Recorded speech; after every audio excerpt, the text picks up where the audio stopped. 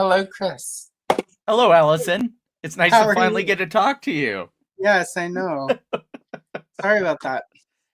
Technology. It's fun. Yes, technology, science. That's right. I The lost Dow is like over 50,000. I lost all my reference art and trying to figure all Um, that out. it's okay, guys. We will survive. Much like Gloria Gaynor, we will survive.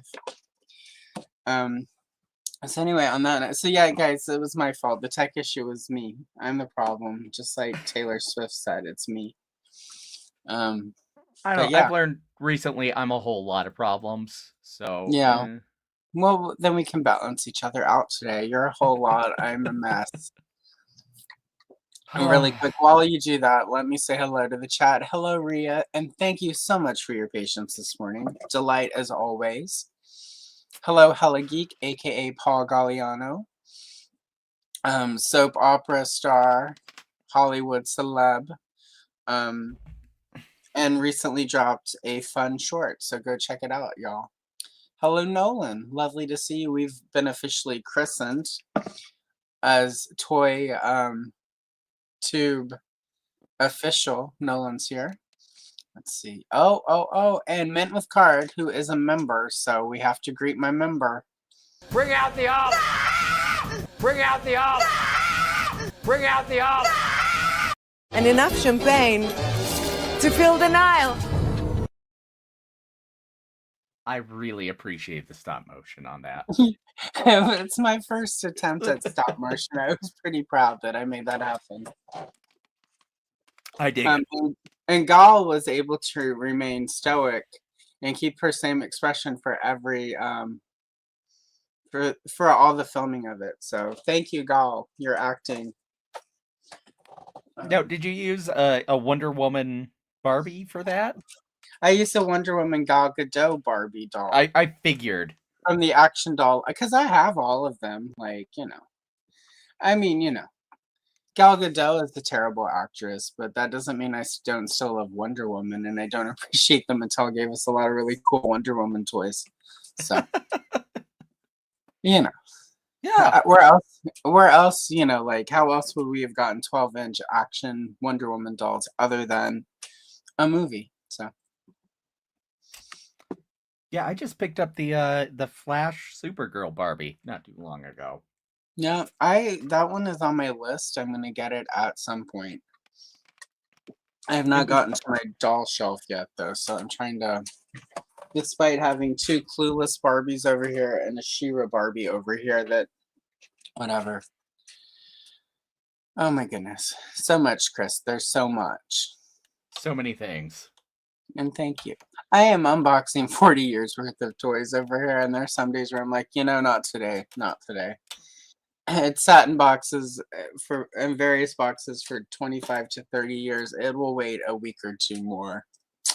So, yeah, and Kelly Geek is appreciating your background. So, Well, I have to have it because the mess behind me is worse than usual because I stole a board that I use as a riser for my bathroom remodel. So, oh, there you go. That'll do it.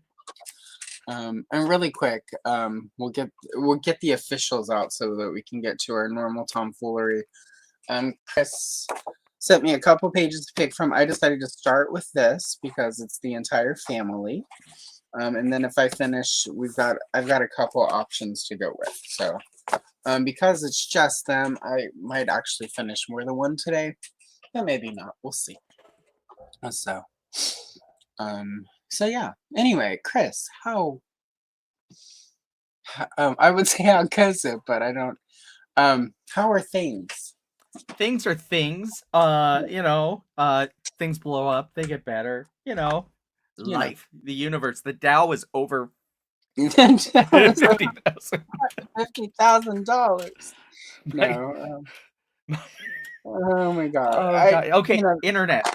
Whoever's out there, I need you to splice Pam Bondi and Vegeta together, crush the Scouter, and be like, it's over 50,000. Right. Like it's a sign of where things are, but like I was in the kitchen cooking yesterday and burnt my finger, and I screamed the Dow was over 50,000, and it was better. I'm like, okay, I get what she was going for there. Like Yep. it's like um negativity and positivity. It's like that. Like she was going to her happy place. I can appreciate that. No matter how bad things are, the Dow is up, people. Yeah, right. Right. It's bad, but it's not that bad, right? But you know what? It's Toy Fair this weekend, Allison. Oh my gosh, right? And I watched some of that yesterday. I looked through it. I am, like there were Oh, a good. couple things that I'm gonna want to pick up. I broke my overhead camera. It appears. I'll be right Oh back. no. Okay. I will just color and talk while you do that. Yeah, no, but I did. Followed some of the coverage yesterday, and there will be more today for me to look at after the stream. There was quite a few things that I found interesting and exciting. I, despite the fact that most of the turtles of GI Joe, whatever they're gonna call that line, are not my jam. The April O'Neil Scarlet was pretty cool, I thought. So definitely gonna grab one of those. And a couple of the villains, actually, I'm probably gonna end up picking up because those are cool. But I'm not personally a big, Turtles hit right when I was getting out of toys in middle school. They were sort of my brother's thing, so. But I can appreciate, and like well, technically not a kid. Well, I was a kid, like you're a kid until you're about 25, in my humble, at my age now. Um, but oh wait, let me there we go. And then Yeah. I'm trying to turn it off. There we go.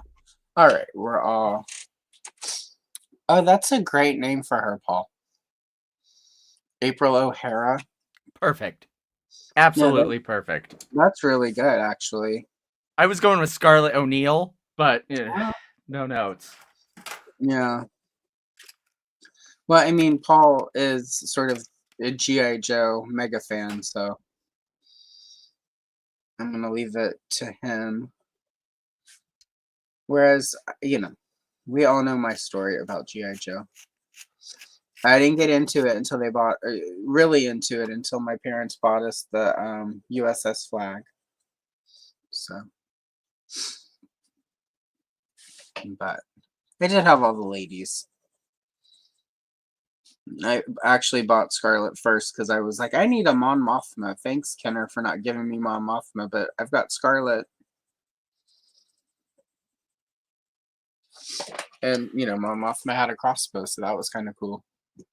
Well, who wouldn't love a crossbow on Mon Mothma? The Imperials. No, she's shooting us with her words and with arrows. The words were bad enough, but the arrows? Why? First she shames us for being evil bootlickers, and now she's shooting us with arrows. And as we will learn with Ewoks, our armor is great for nothing. Can't even protect us against sticks and stones. Man, the design of the Imperials. It's like they ordered that armor off of Amazon or something. Where is my? I need a gray for Bob's slides. There it is. I need to this afternoon. I think after we're done, while I'm putting on Toy Fair coverage, I probably should organize. It's a mess. I didn't think about it. Someone pointed out, though, there is no Tron going on for Hasbro at Toy Fair. Well, there's no Tron going on for anyone anywhere right now. Right, but they had 6-inch figures they were showing off until the. I know. That's the only thing that makes me sad is I wanted that Olivia Wilde Cora figure. Right? Because that's all I need for I got the Tron 2.0 from NECA from 2005. And I picked up a Reaction Yori. And if they would just have released like those Tron Legacies, I could have gotten a perfect Quora, and then I would have all the Tron toys I ever need, and never look at Jared Leto's face ever again. You know, that's And, what the one I really wanted was Cora though, which really bums me yeah. out. And really quick, hello. It says Annie, but Cassie Computer. My Valentine's Day was pretty good. We celebrated on Friday.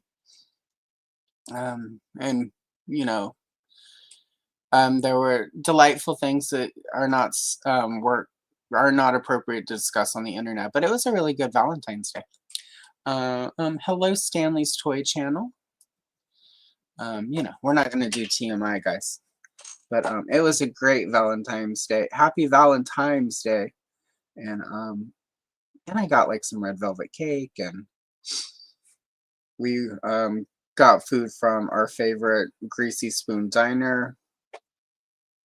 So it was a really lovely time. And I did not do any content. I didn't do any day job work stuff. I just had a day. It was delightful. So That's wonderful. yeah. Like I was barely even on my phone like to like doom scroll. So I jumped on a couple times to let people know that the Dow was over 50,000. But otherwise, I don't know. I've been enjoying your threads clapbacks lately. oh, I don't know what happens when I get on threads, but I have I have the confidence of Allison at 35 in a bar with too many shots of Jägermeister. Yeah, I've had a couple good ones on there where I'm like, damn, girl.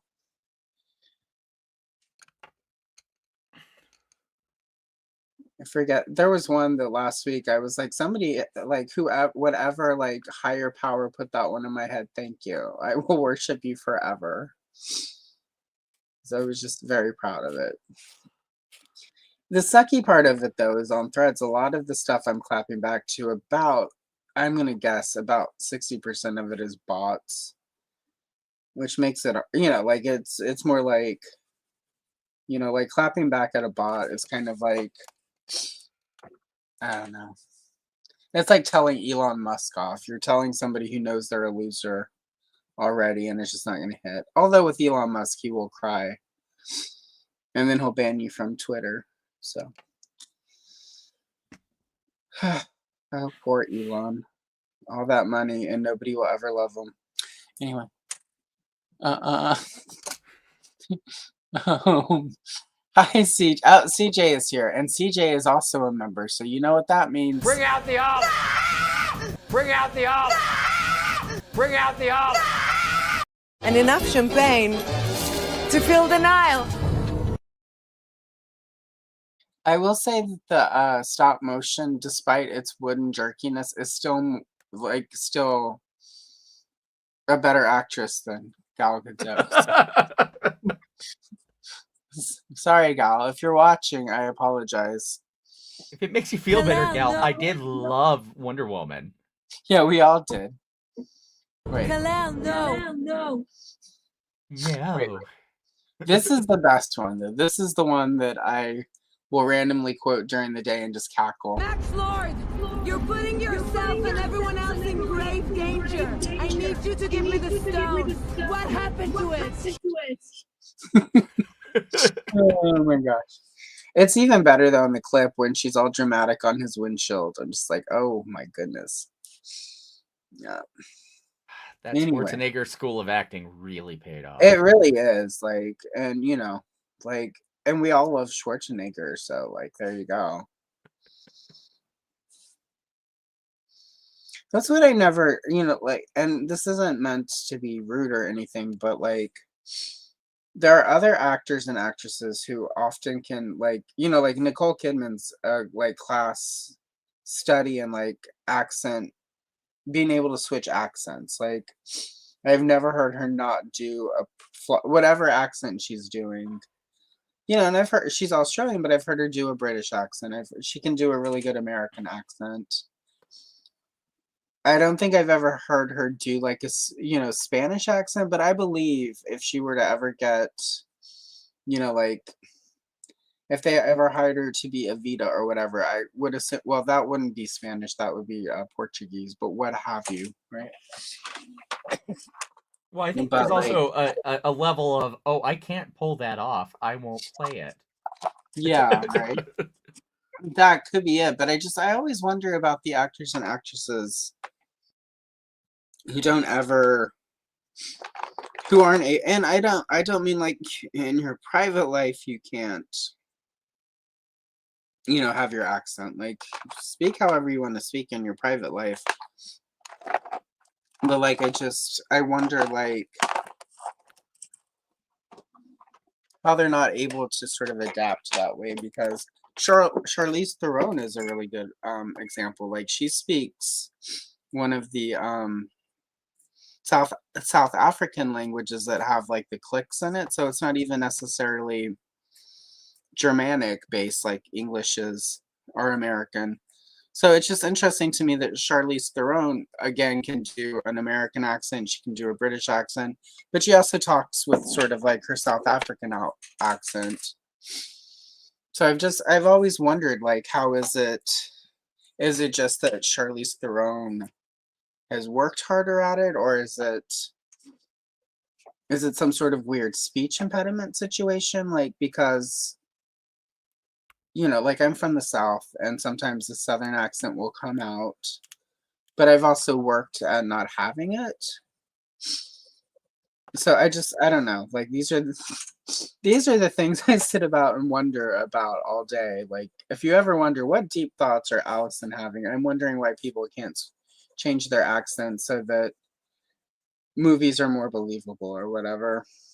Well, Um, potentially we could be looking at the Arrested Development Charlize Theron situation, oh yeah. where That's the a good accent is actually covering a oh gal yeah. being differently abled. That's a good point. She could be special in a different way, and we just don't know it because yeah. All right, fair. What are we calling that these days? Because I don't even know what to call it. So we'll leave it at that. But she's very pretty though, so no matter what, she'll always have that. And she was like, I watched her on Saturday Night Live when Wonder Woman came out, and she was pretty funny on it. So she's not completely devoid of talent. I just think maybe dramatic acting is not her forte.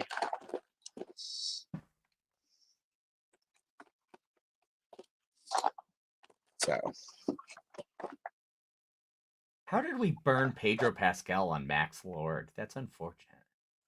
I know. Well, he was pretty good in it though. Like, that was part of why like I still will rewatch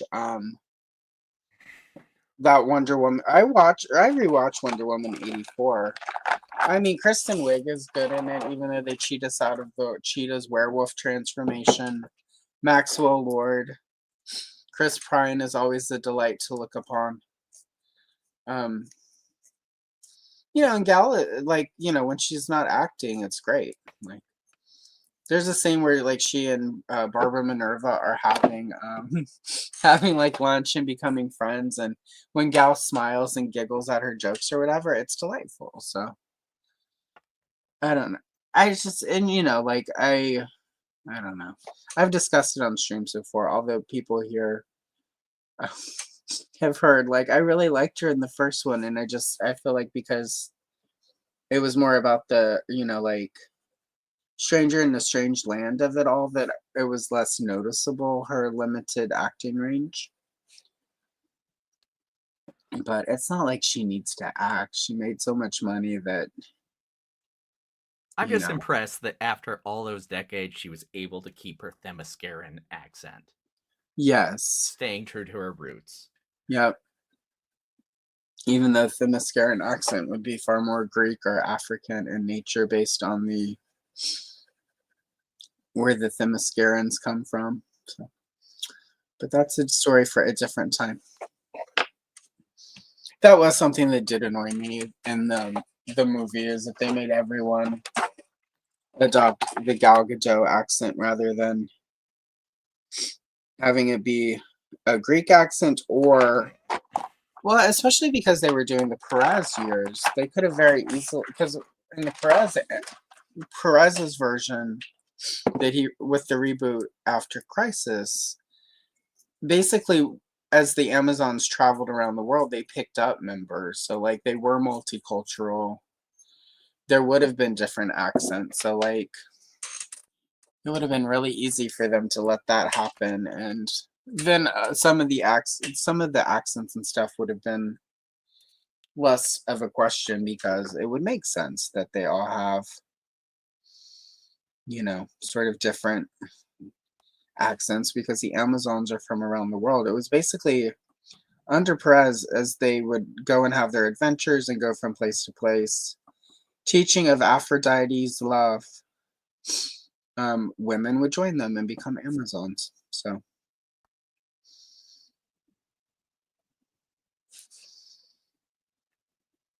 it was like Jonestown, but without the Kool-Aid.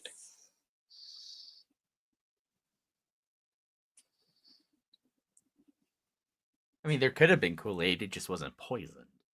Right, this is a good point.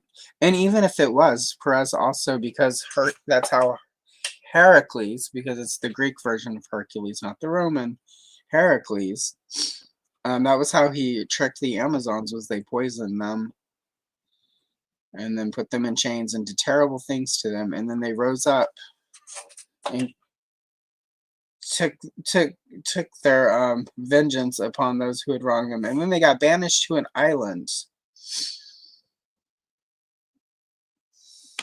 because they had lost their way and allowed. Yeah, there's some victim shaming there. Now that I'm thinking about it, those Greek gods transforming into swans to be gnarly, and yeah, It's not my fault. They fell but for at the least swan. yeah, right. But at least when they got to Themyscira, the Dow was over 50,000, so it all worked out, I guess. So good. So good, so good. It was the best. People's 401k is better today. Thanks. Just putting Thanks, the Amazons Zeus. on Themyscira. Thanks, Zeus. Thanks for reminding us. Like somebody did say on threads that like 30, 40 years from now, people will still be making the joke about the Dow and nobody will remember what it's from. And I was just like, yeah, that's probably true because that's how these things work. Like you forget where jokes originate sometimes. And then they cited stuff, and I'm like, I'm just not smart because I never realized that that's what that all was from.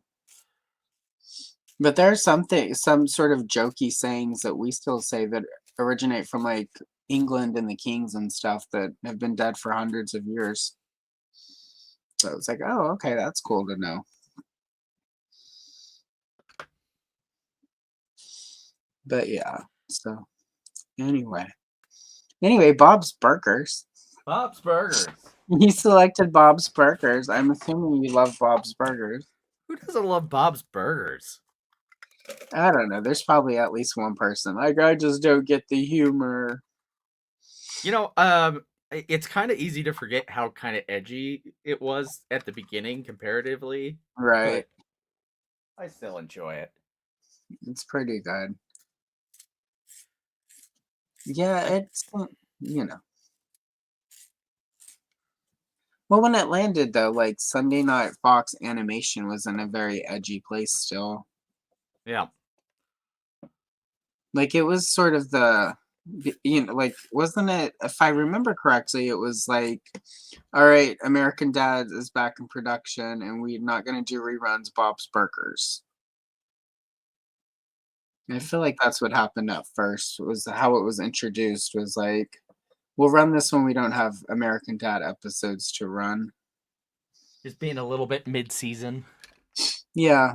Well, because back in the day, like, you just ran reruns of American Dad, but once streaming became a thing, like, who needs reruns when you can, nobody's going to watch a rerun the same way as they used to. Nobody's really watching network television that way anymore. And so, Well, and I was such a big fan of home movies. Bob's Burgers is kind of a lot of that same crew. Mm-hmm. No,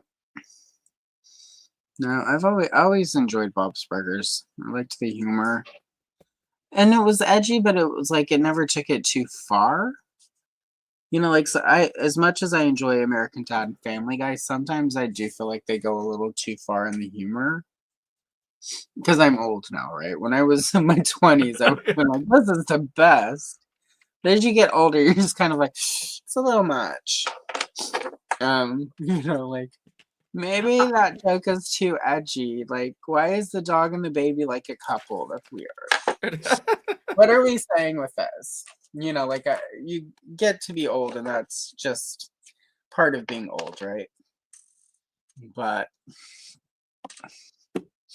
bum.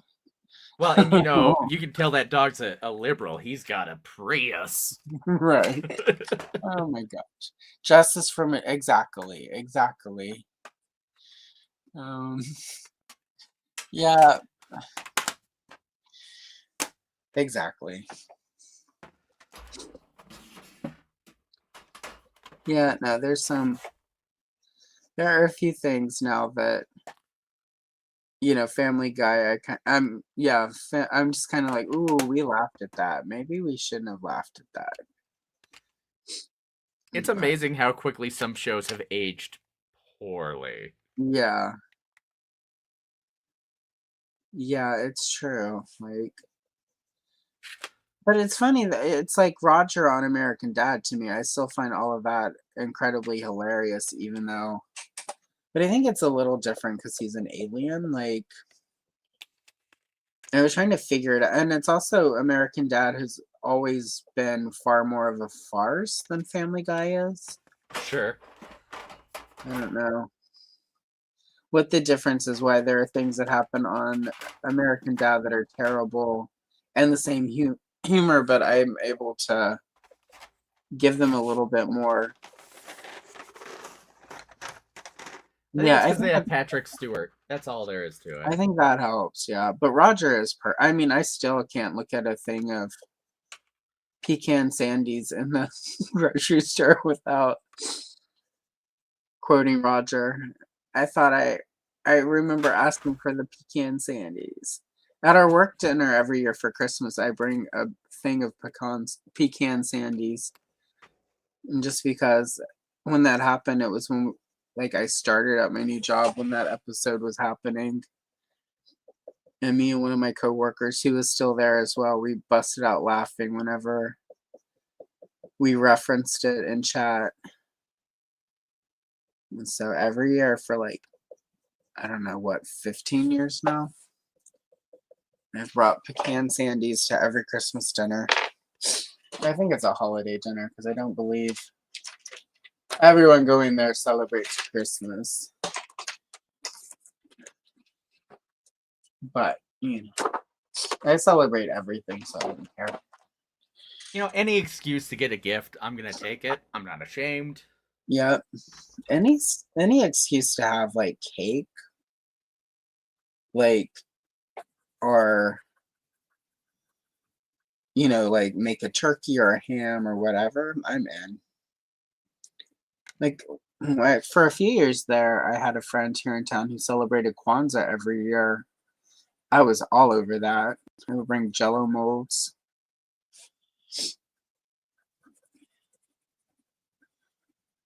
Because like there's like specific colors, so it's like I would do like Jello. I would try to do the layered Jello with the different colors. Sure. And then every year, about halfway through it, I realized how hard it was, and then just give up. And then I would have like 3 Jellos instead of like one with many colors. So, because it's like you have to do a layer and then chill it long enough for it to not get overdone and become too hard, but also long enough so that it will hold a layer without all collapsing into each other.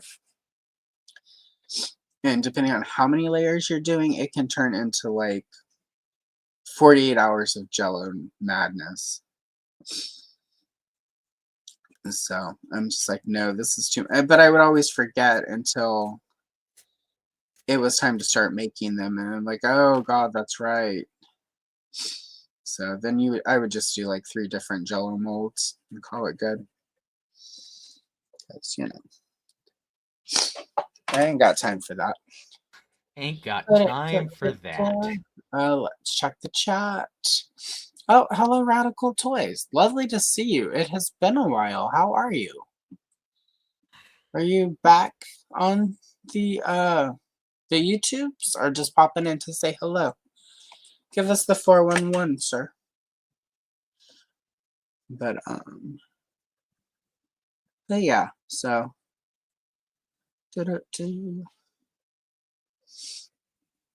I am not necessarily killing the skin tone for Bob here, but you guys get where I'm going with it. So I was trying to figure out what to do for skin tone because they're a little tan. they're a little tan, but it's not like a tan.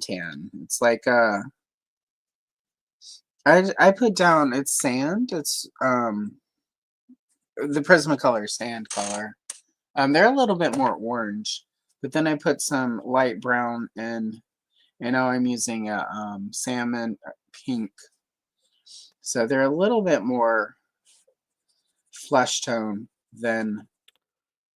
No, wait, let me. They're a little bit more Caucasian flesh tone than they would normally be.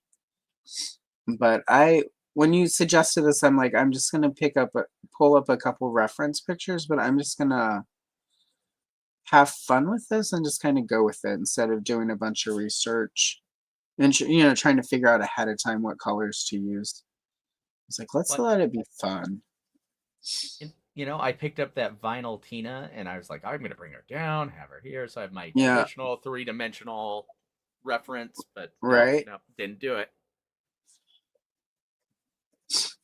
Yeah, no, I found a couple pictures that I was like, okay, I'll use these for the stream, and that was it. Instead of normally where I will sort of try to break down all of the colors and figure out the skin tone, I'm like, I'm just gonna go with it. I'm gonna have some fun.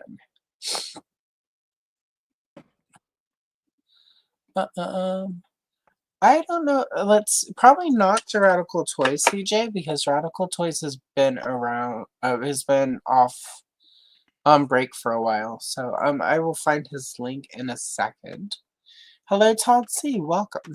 Yeah, the meaning of life is there is no meaning beyond whatever we decide it is in the moment. So, and the Dow is over 50,000 as we speak. So, right now, this moment. Right now, at this moment, the Dow.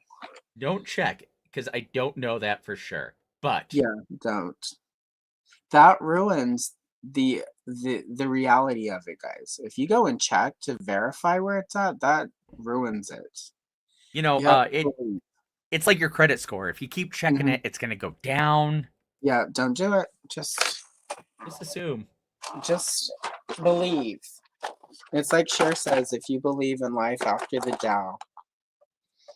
That's what she says, right? That's the song, word for word. If only I had the vocal thing, the little. I was on TikTok the other day because sometimes I still go on there. And somebody was advertising this little machine that like you can use and it will let you do different voices.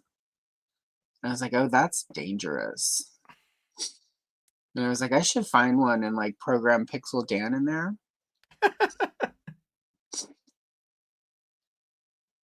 But I'm sure it doesn't work that way, but it does have like the thing where you can do like the robot voice. And I was like, I should get that and start using that for videos. Welcome to Retro Toy Princess. This is Allison Troy. Today we're doing a flip through. I think it's a call to just go full VTuber. That fake voice. Yeah. You throw the half animated character up there. Oh my god, you guys! Like, I tried to watch a VTuber one time that was doing a breakdown on some gossip I was interested in, and I couldn't. Like, I was like, nope. Nope. Nope. Can't do it, guys. Cannot do it. Does Linda have an ape? Yeah, she's got an ape. Okay. Sorry, I was confused by a second.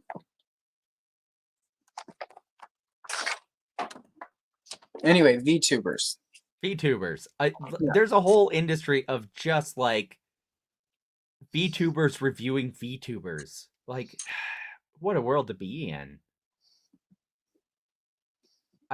I'm just gonna be like, oh my gosh, can you believe what they said this week on Secret Galaxy? Oh my goodness. Todd didn't bank on the Dow. Todd, sorry guy. Oh, Sorry, man. the future is not bright for you. Exactly, Alex. Exactly.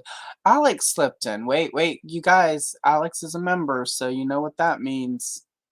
What do we got to do? Bring out the olive! Bring out the olive! Bring out the olive! And enough champagne to fill the Nile. You know, I'm muted and I still let out a bring out the olives. Right. Once it's in your head, it's just there. It's part of you forever. It's yeah. Okay, so yeah, okay. Linda's got to have some sort of apron on based on what's happening here. So okay, that's fine. I can work with that. It just confused me for a second because all right, that's fine. I'm getting too overly critical, and I just need to go with it and have fun. Sorry, everyone. There's the page, the art isn't quite lining up behind the scenes, and I'm trying not to. I'm trying to get around it and just let it be. This is a thing you don't see on shorts or on videos because I'm able to go in and edit it. On the shorts, it happens so fast you can't see, but especially with the old coloring books, sometimes I'll run into a thing where the lines don't line up, or they won't complete the page properly. Like, and I will sit there and be like, what am I supposed to do? How do I finish that? And then I have to figure out how to fix it, and I have to get a ruler and. You're telling me that your shorts aren't in real time? They're not in real time. They're not in real time at all. They're completely edited. I had somebody on TikTok one time like, oh my god, how do you color so fast? You know, I'm a dork who every time I do a home improvement project or something, I at least half an hour in, I'm like, that's weird. The Property Brothers are done by now. Right. Literally though, like, how do you color so fast? And I was just like, I give up. Like, yeah, no, guys. And I was just like, I don't know. It's just a gift. When you got it, you got it. Because what can you do? Oh, Andrew of Gatey's Toys is here. Andrew is not a member, so we don't have to listen to the thing. Because Andrew also hates the thing, you guys. That's how unhip Andrew is, all of y'all. He hates the olives and Gal Gadot. And you let him co-host the Retro Cavalcade? I do, yeah. Well, you have to have fair and balance. Like, it can't all be my opinion. It's your channel, you can. True, but you know, like Retro Cavalcade is like a thing. I kid. I like Andrew a lot. He's good people. Everybody likes Andrew. Andrew is good people. And most of us everyone I know, he's the absolute best at the thirst trap photo. No. It's true.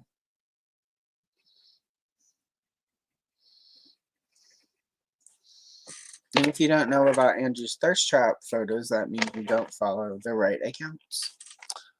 There you go.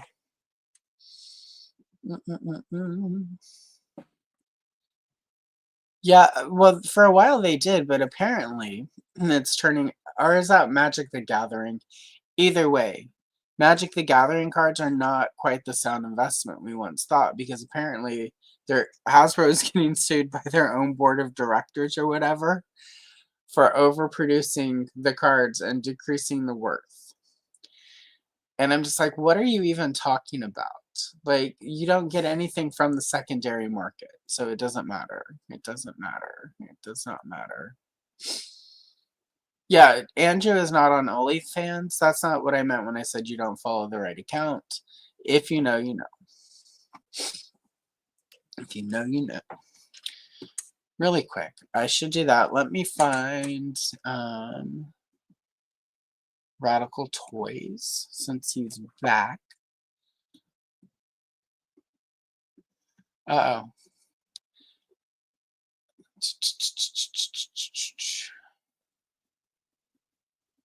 Oh, whatever. Shut up, people. Da-da-da. Oh, I hate people.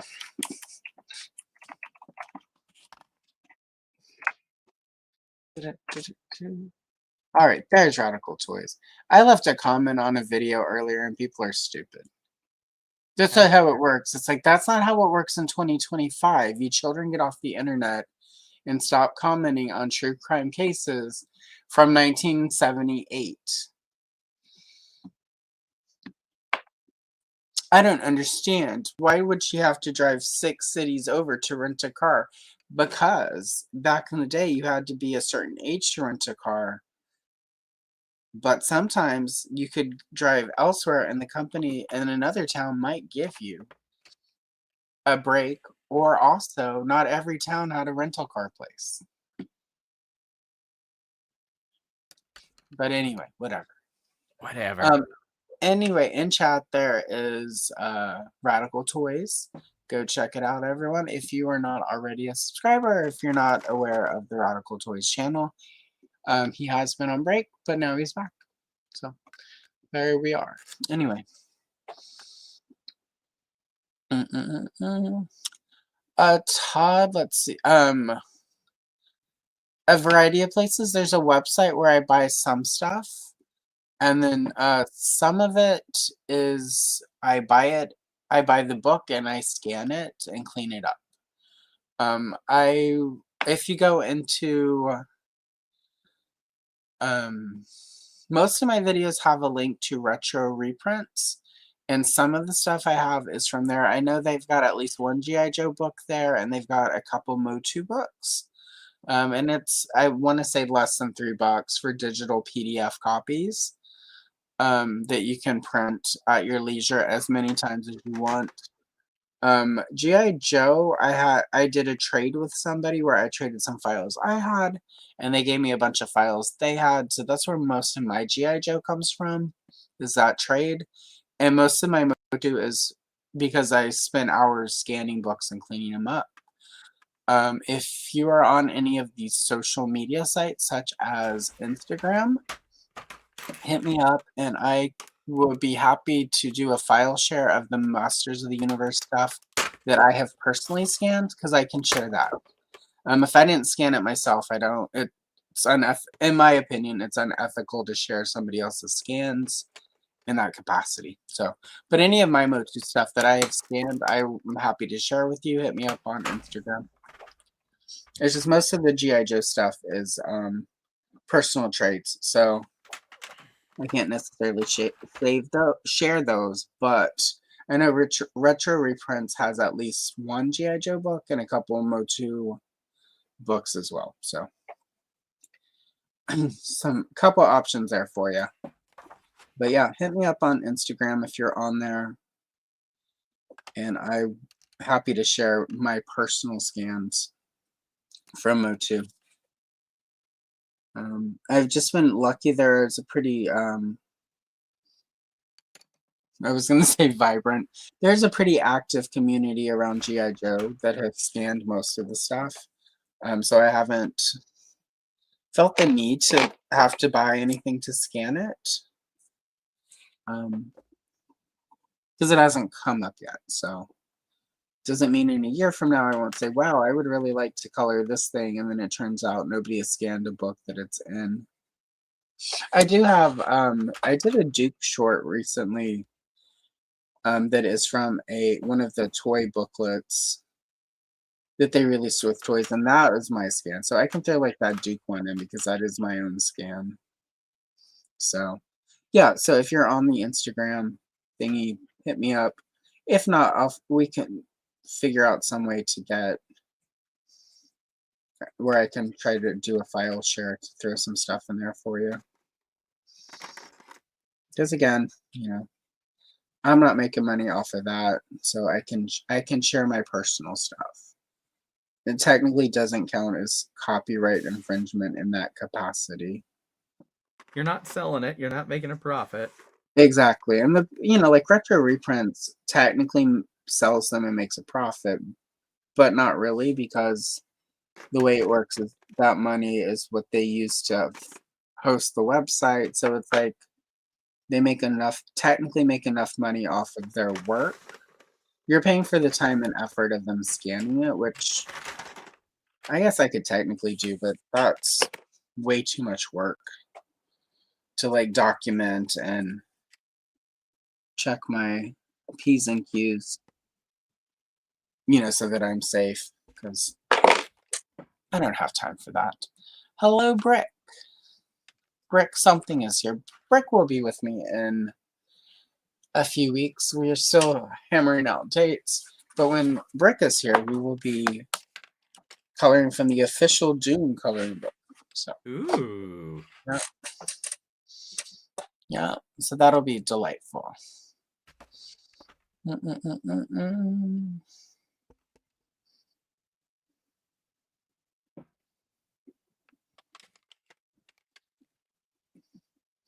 We have not talked about superpowers yet, because all I had heard is that it's going to be released, I think, as an exclusive through Entertainment Earth, but I didn't know if there were character selection or anything like that. So, Nothing yet, just that it exists. yeah. It's a pretty big deal that it's not completely dead, I think. Well, I think the only reason it's technically been completely dead is because Walmart, at least my Walmart, isn't carrying any McFarlane stuff that isn't, like anime related. Like there's none, not even, they don't even have McFarlane Batman. The only Batman my local Walmart carries at this point is Spin Master stuff. The ninja. Yeah, the It's ninja not- stuff. Yeah, and even that's like crowded into like even the McFarlane stuff they are carrying is like it's like it's like a peg in the middle of a bunch of other stuff. So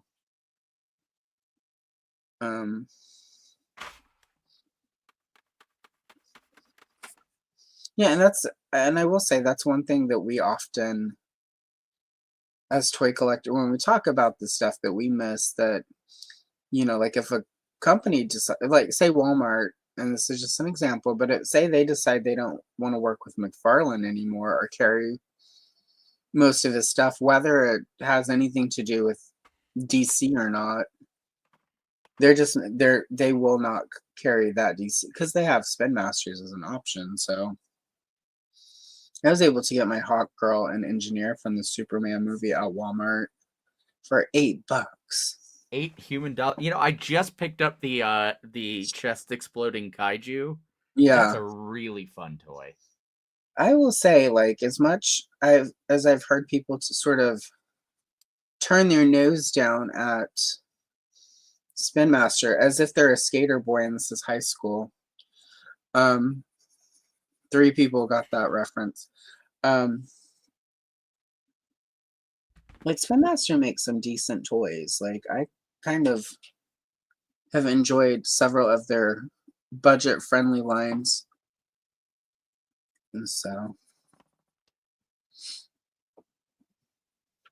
But I still have to open, of course. I bought them like last summer when the movie came out, and they're still not. I just haven't got to my superhero shelves yet. I picked up another Total Justice Huntress and then the JLA Wonder Woman when I finished doing the research for those for Toy Geeks. And I was just like, well, I'll get them now, but they won't be open for probably 2 or 3 months at least because I'm not anywhere near the superhero shelves. But yeah, so we haven't really talked about it. Yep. But yeah, it's not even into next year. I don't think it's an extension of like Todd's DC Ooh. license. It's just for now, I guess. Okay, but according to Andrew, they specifically renewed the superpowers license, Ha. which is oddly specific.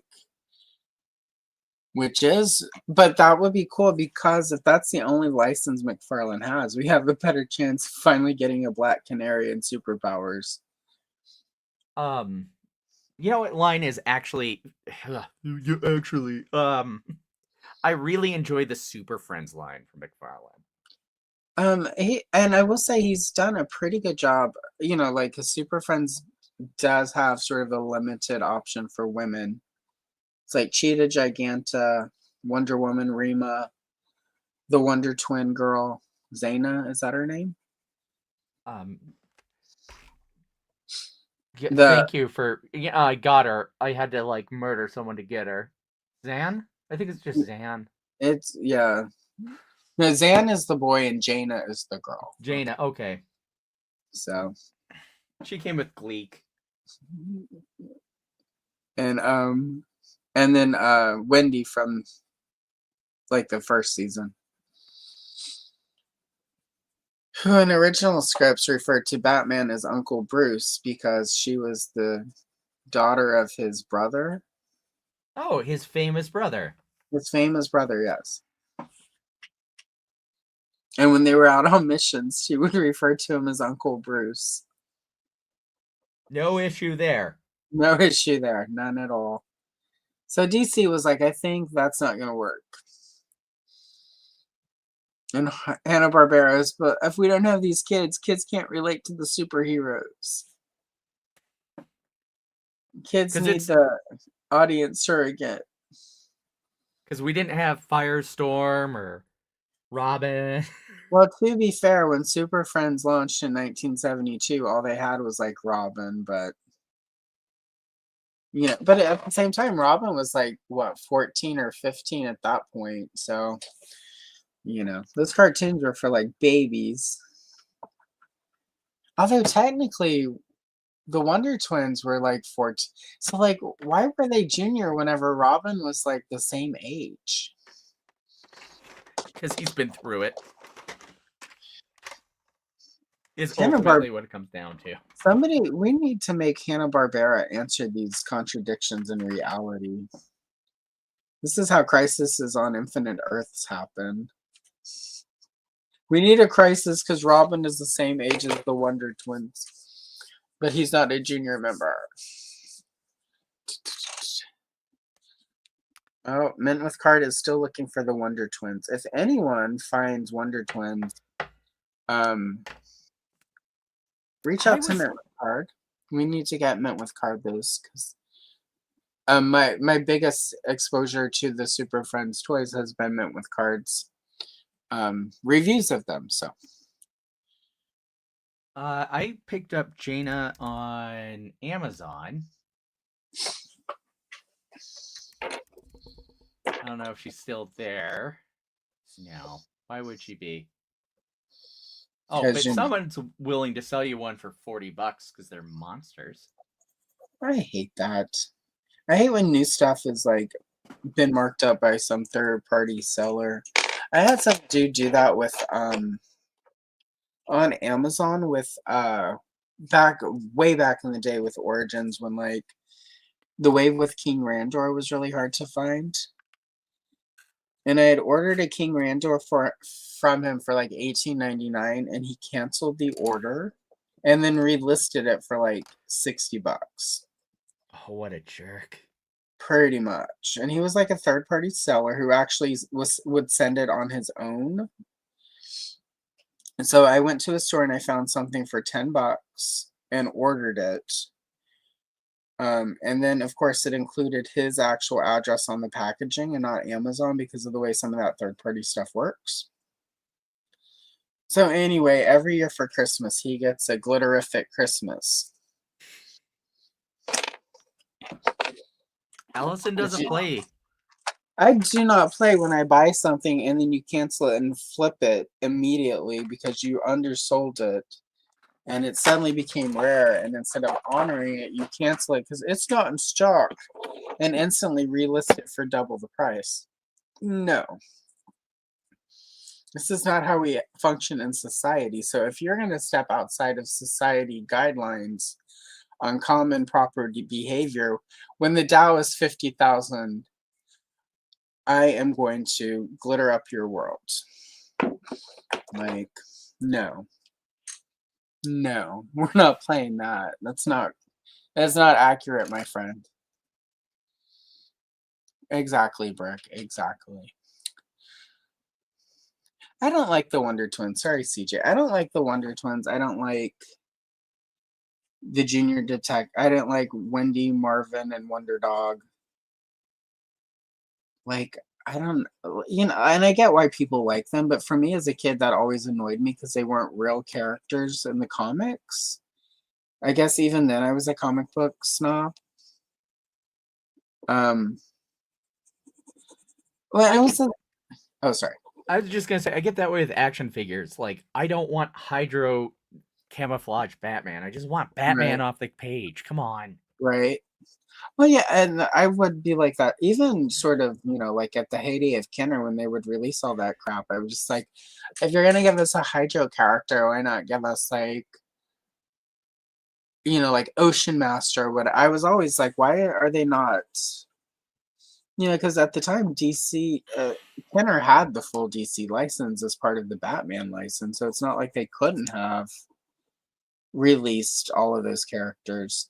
It took Total Justice for them to start doing it. I never understood why they were like didn't do them in scale with superpowers because frankly, even at the time people were like, we really need superpowers back. Like there's never been a time where the people who collect action figures of DC comic heroes haven't said, man, it would be nice to get a line on par with superpowers. Because they were accurate, they looked good, and they were toys. They had Right. action features, but they weren't stupid action features. Like all the action figures made sense to who the character and what their powers were. It's action features done right, guys.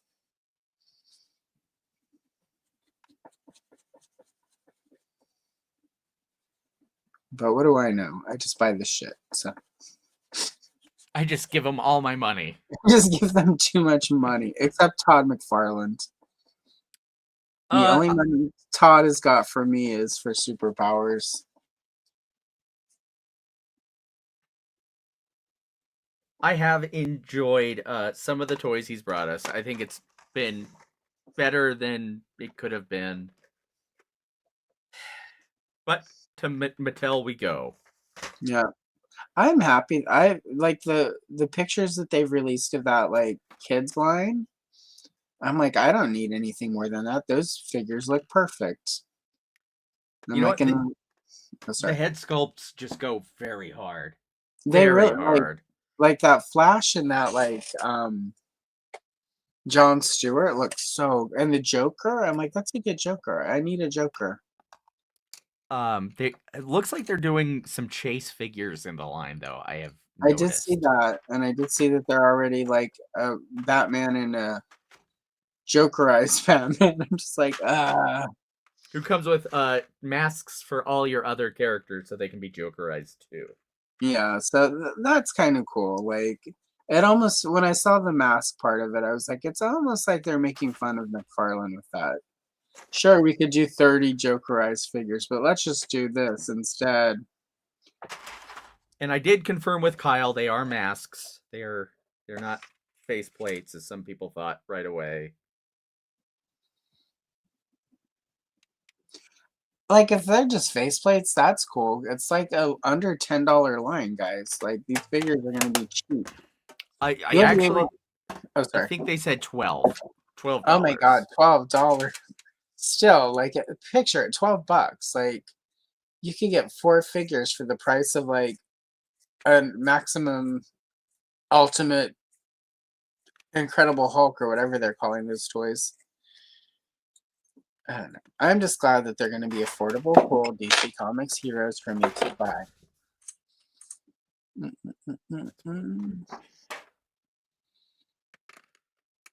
Yeah, exactly. Agreed. Yeah, I don't know what at this point. I don't think there's much that Todd McFarlane could do that would make me like him or enjoy him. I think at this point he's burned every bridge with me, and I'm nobody to him, so it's fine. But like, I hope one day Todd McFarlane finds out about me, and then it's right before he dies, and his last thought is that for decades I hated him and thought he was terrible, and that's his last thought. He has to Well, that's die awesome. on that. I just wanted to make Allison happy. And then he gets reincarnated as like a strawberry in my backyard that gets eaten by the neighbor cat. And the circle of life is complete.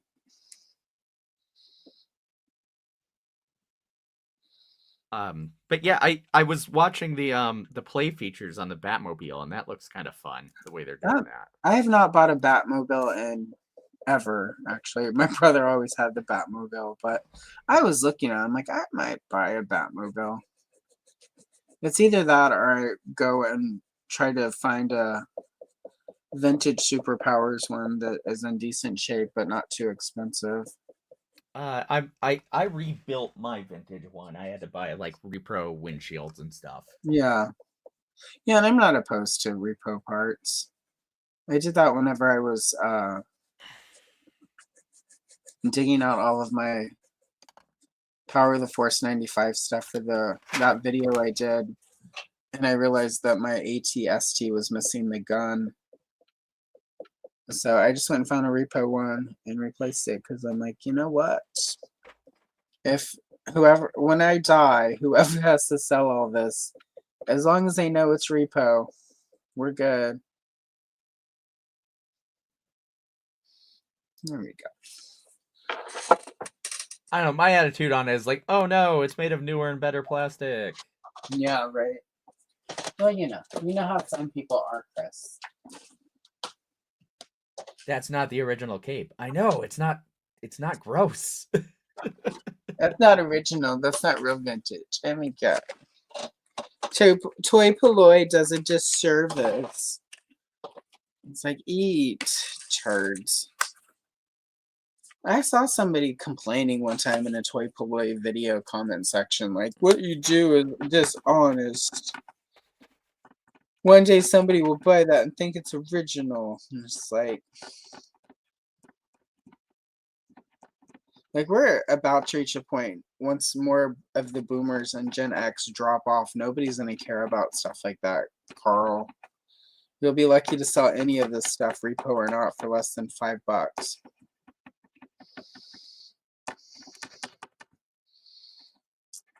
All right, there we go.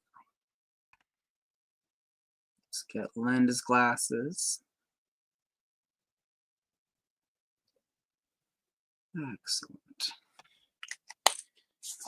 Oh, and that's my list of classics, Motu classics that I actually want to buy. And most of it's just duplicates so that I can display them both ways. Because the only classics I want are Princess of Power. And I think a Battleground Evil one. Because I don't actually have one of those. Oh, shoot. It wasn't dry. All right, guys. Again, this is a part you never see in the shorts. Or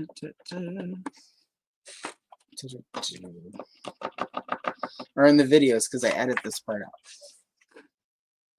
I should start saving all of my footage of stuff that I mess up. And then include that. Do a whole video of like, here are all the times I've screwed stuff up and tried to fix it. Maybe I have a Batgirl video dropping that I messed up on. Maybe I'll do that as part of the video. I used alcohol markers and did her boots the wrong color. And then saved it with a paint pen. So maybe I'll include that in the video. You guys will have to let me know.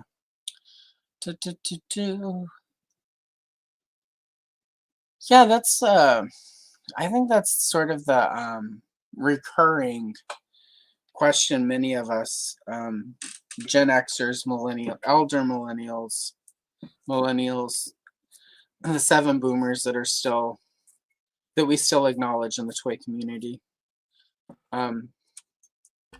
There are a couple of boomers that are around, but we pretend they don't exist because they're the worst.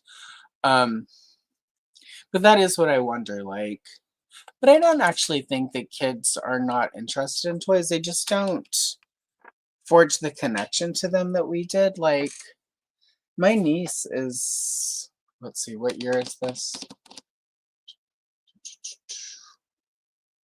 So she will be 18 in a couple weeks. And as a kid, like she loved the sequel trilogy. So for a couple years I bought her like Ray dolls and Star Wars, and like I bought whatever generation of strawberry shortcake was happening while she was alive. Um and she, like she would play with it, but they don't make the same connections because they have like video games and devices, and she went through like I think all little girls did for a couple years, and little boys too, because it was Frozen was huge. So there were some Frozen items,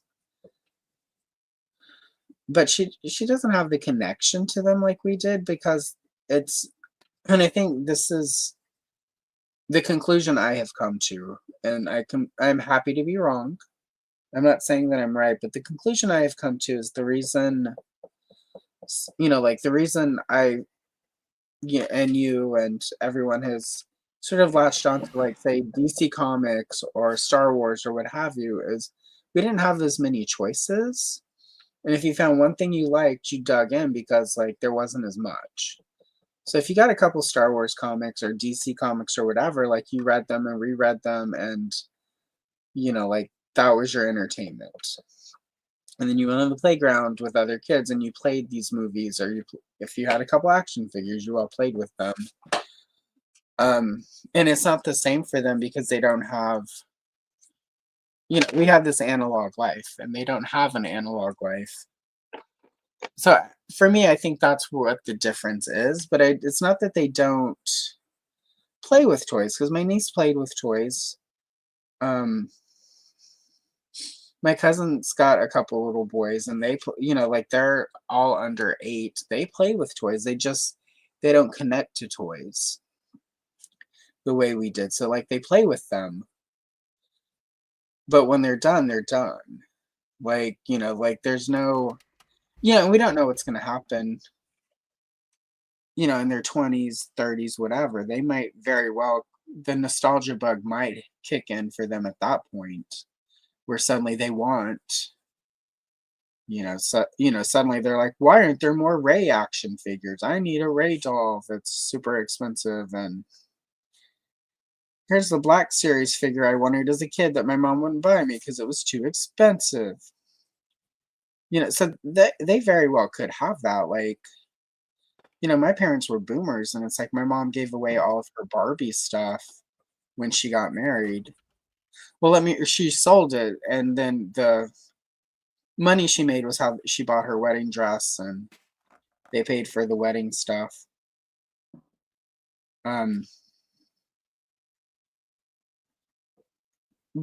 But like in the 80s when she, like when they were sort of age, a big part of why like my brother and I got to collect stuff was she remembered how much all of her toys had meant to her as a kid, and how she was either sold it all or it got thrown away or it got given away. So that's part of what happened for us, was that a lot of our parents who were boomers or silent gen, who had lost a bunch of shit over the years, encouraged us to keep it and sort of fostered the collection. So I think what will probably happen is in 10 to 15 years, a lot of the sort of newer generation who's giving this stuff away or throwing it away will get nostalgia, and they'll raise their kids to sort of treasure items. I think it's just a cycle, and we're at the end of sort of the first, in my humble opinion, big collector push cycle. And a big part of what pushed that was in 1995 Power of the Force, right? Like Star Wars was back, and we all wanted it because all the old stuff was worth money because nobody's really saved it and kept it in good condition. It was rarer. So that's what sort of birthed toy collect, in my opinion. Like as it exists today was Power of the Force. We wouldn't be here on the internet today if not for Power of the Force. So I think we often think the kids don't play with toys. I think they do. They just don't connect the same way. But we also don't know what's going to happen when we're all dead and they miss us and they remember we liked these things. And so they start picking up toys. Like my niece very well, when I drop dead, may not want any of my collection. But 20 years after I'm gone, when she's missing me, she might, oh my God, it would be really cool to have some strawberry shortcake stuff or She-Ra or whatever. Well, and I certainly collect things that remind me of people in my life. That's Yeah, so, yeah. that's certainly possible. So I think we need to stop. And I mean this collectively. I'm not specifically talking to just Radical Toys here. I think in general, all of us who have those, what about the kids? They're not collecting. I think we need to just get out of the way so that they can collect on their terms. Because I think a lot of them are doing that thing kids do where it's like, ew, I don't want to do this thing because you want me to do this thing. And I think we need to just get out of their way so that they can, like make their own relationship to it. It can become their own thing instead of this thing to make mom or dad or, their favorite aunt, uncle, godparent, whatever, sort of happy. And I think that's a big part of it is just getting out of the way to let them love their things. And I think a lot of the stuff will come back. It'll be interesting to see with the Masters of the Universe movie how big it is and how kids connect to it.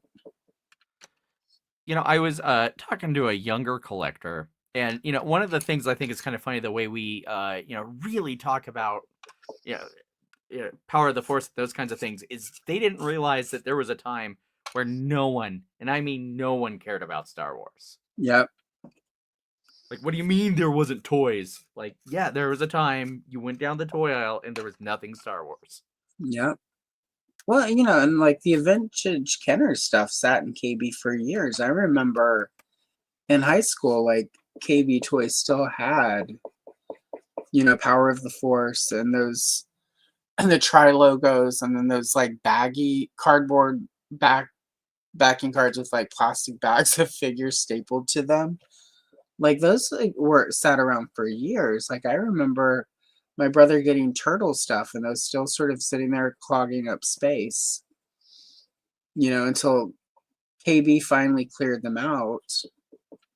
And something a lot of people, I don't know if they remember about when Power of the Force launched, there wasn't a sudden boom in like the price on vintage items. People were all about like, this is so much better than the vintage stuff. Like vintage stuff stayed inexpensive for years. Like I remember, so obviously I still have her, but I got Bespin Princess Leia with her original blue pistol. Her cape was in really good condition, had the backing card. She'd been opened and she was like in a plastic comic bag with the card back and the figure and the weapon. And I got that on eBay in like 2000 for like $15 plus shipping. And that was back when you could, when everything was still bidding. So it's like nobody outbid me at the last minute. You were just able to get the stuff cheap still because there wasn't the push for it. It wasn't until after the Sith, the Revenge of the Sith. It wasn't until like the last movie came out that I noticed, other than like the mint on card original 12, but that's when I noticed the price start actually creeping up and becoming super expensive. So, it's just a completely different world. So, yeah, and this to me is part of the issue. Like, we complain about all of the Batmans, but kids can always find a Batman, and that's what should be happening. Let me see. I missed something, Todd. Sorry, you guys. I'm ranting more than I'm actually paying attention to chat.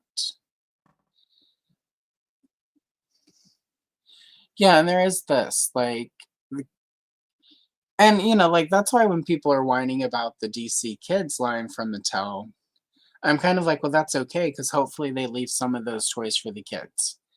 Um, hopefully kids are able to get these toys. Oh, hello. Hello, Jess. Um, yep, exactly. She should know. She sees a good chunk of our monthly budget go. Right. Yeah. Yeah, like, well, and the other side of it too is like, like when Power of the Force first hit, like, yeah, there were a few short pack figures that were hard to find, but for the most part, like when a case hit, like I remember, like I worked at Blockbuster at the time. I would get off work, I would go to Walmart because they were like still, it was a 24-hour super center at the time in my area, and I would go after work to get lunch because I had an hour drive to my house in the swamp, and I would help the guy who like unboxed and had to stock the shelves. I would be like, well, I want some Star Wars stuff. Let's let's put stuff out. So I would help him put all the action figures out, and I would get at the end of it I would buy my two, one to open, one to keep. But at the time they would get a case of 8 figures. And if there were 4 figures in a wave, and there were 8 figures, so like there would be 2 in each case. And they would get like 4 or 5 cases of each wave. So there were plenty of every character. So it's like there was no, and then of course stuff would start peg warming. And that's of course when it started, like they would short pack some characters, they would like some characters wouldn't go out every time. But like there was a time originally where it's like, like they didn't really short pack characters. Like they were there, they were on shelf. So adult collectors and kids could get everything. You could collect them all. And it's like now it's really hard to collect them all if you're not. Excuse me just a second. I think the first time I can really remember a Chase action figure was the Mattel Batman line when they. Yep. And like, and a lot of the Chases were figures I didn't even want, so it was fine. like Robin never wore green, so this is fine. Yeah, exactly, Todd. Boomers did cheat us out of a lot of that. So we'll take the toys. They got the houses, the cars, right? The retirement, the cheap college. We got toys. It's funny though, like a lot of the boomers are feeling very sad that nobody wants their fine china. Like, nobody cares about all of the stuff that they invested in. Because there was a time where having fine china meant something, but it's just like now, like you can't microwave that stuff, Karen. Nobody wants it. I remember even when my grandparents died, they like left me a grandfather clock. And I was just like, well, that's lovely, but where do I put that? Like, I live in apartments. No, I have a house. And I'm like, oh, it would be really nice if I had, in addition to all of my collectibles and all of my books and everything, if I had lugged around a grandfather clock for 30 years. The expensive china hutch that my mother left for me. Yeah, but then where would I put my virtual pinball table? That's more important. That's a good point. Well, the thing about the china hutch, though, I will say this: it would have been perfect for displaying strawberry shortcake stuff on, because it had like a really cute pattern on it. So like, I totally could have like, I would have had to like sand it down and repaint it in more colorful colors, but We have a China hutch. The China hutch we have is not Jess's grandparents, but it's identical to it, and Yeah, it is full of like McDonald's glasses. yeah. That's the one thing I wish I had kept that my mother insisted on. All the character McDonald's, we had DC, we had Masters of the Universe, Gremlins, Strawberry Shortcake. That's the glassware I wish that I had held on to. But alas, that was all lost in a hurricane, so not much you can do about that. I have been picking up some of the Pepsi 70s DC glasses, which were before Oh my yeah. time, but they're so cool. Yeah, every time I go to Dr. Tongue's, I had that store in Portland. He's got some of those, and I look at them and I'm like, hmm. But right now, our kitchen is still in a state of the cats are all over the place, and we don't have everything set up in there so that I could display it. Because those would go in the kitchen. Those would not be a out here sort of thing. You're not going to go in the office. You know, because people come over for dinner, they have to see your fine glassware. Right. This one is Aquaman. He's quite popular. You can find him easily. This is a subtle red wine served in an Aquaman. Right? Your Chardonnay there will be served in the ultra rare green arrow glass. This is a slight off-printed Wonder Woman. Right. You will notice this is the eagle. It's before they did the W. The W, of course, was for copy. It was more easily to trademark, and it also prevented Marvel from creating a similar style for Wonder Man. Yeah, right? Hilarious.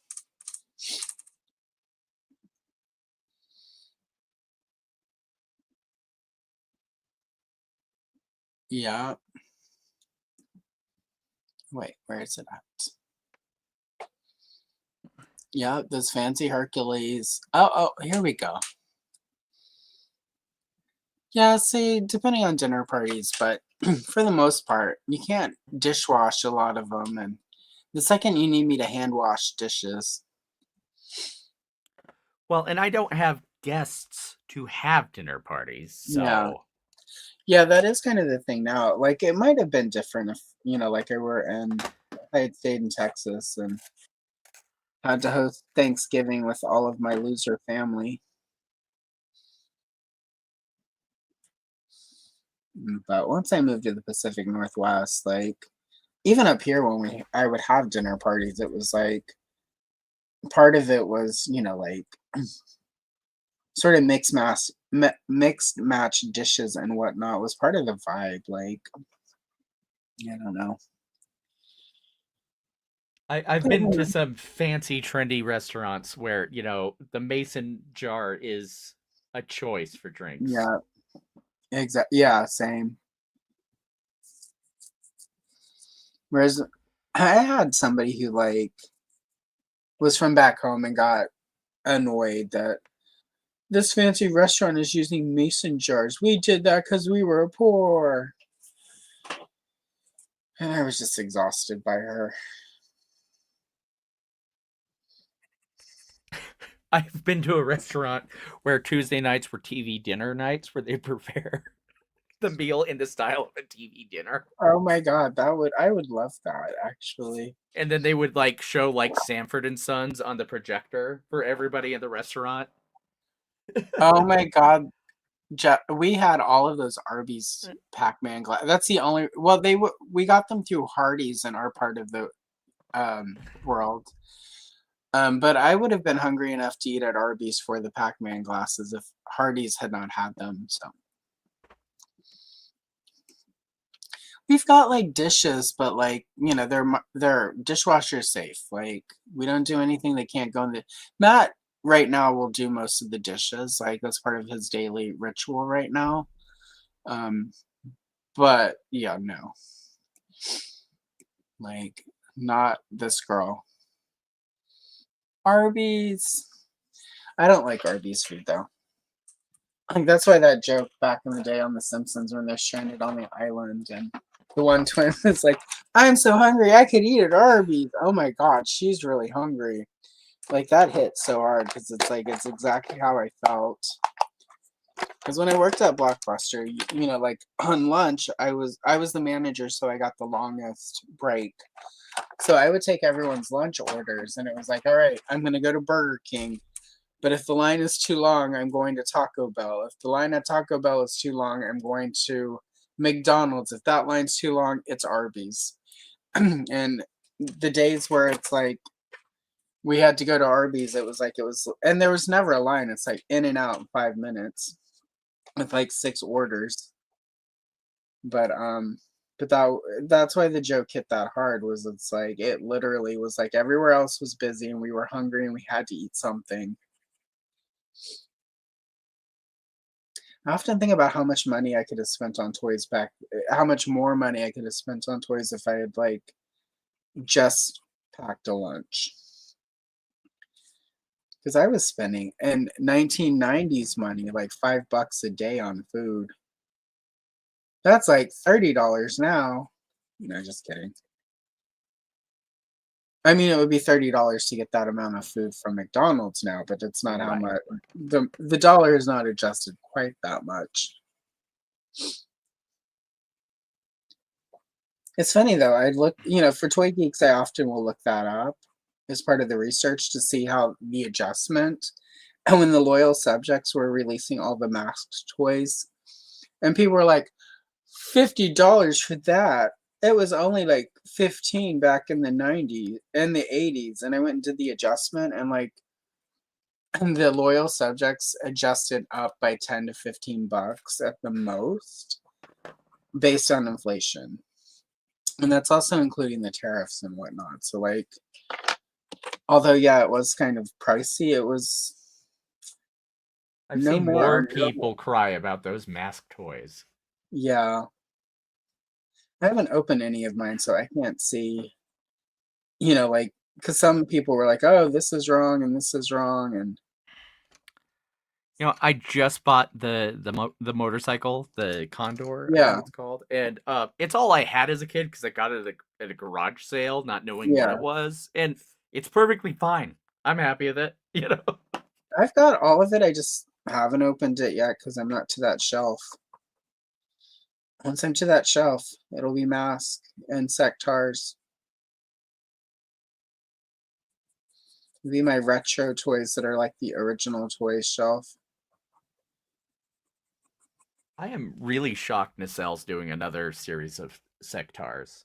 I am, and I'm happily surprised. Like I really liked. I have all three of those, all three of the Wave One figure. I've got a couple Stellaras. I have 2 of them, and it's because they were $2 a pop at my Walmart. I think the lowest they got at my Walmart was $8. That's why I have the alternate of Dargon. Is that his name? The silver one, I think like the so. silver variant. I've got him because he was marked down. I also got my extras though were from Hella Dope Toys because they had them marked down to like $10. So that's how I got an extra Stellara. I should go to see if they still have any and get another Stellara so I can do another custom with her. Next year, once everything is set up in here and I'm unpacked and I can start doing customs, it's going to be fire.